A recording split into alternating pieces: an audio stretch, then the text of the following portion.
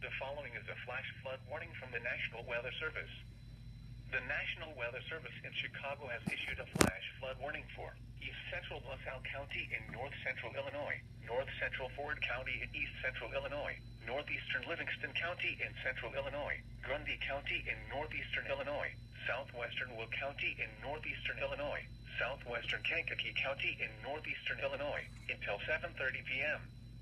At 1:33 p.m., Doppler radar indicated thunderstorms producing heavy rain across the warned area. Up to 3 inches of rain have already fallen. Flash flooding is expected to begin shortly.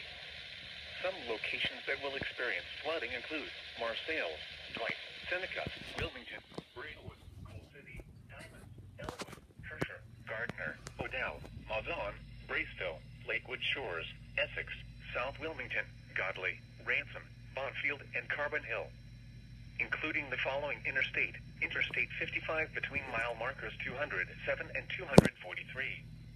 This includes Kankakee River State Park. Move to higher ground now. Act quickly to protect your life.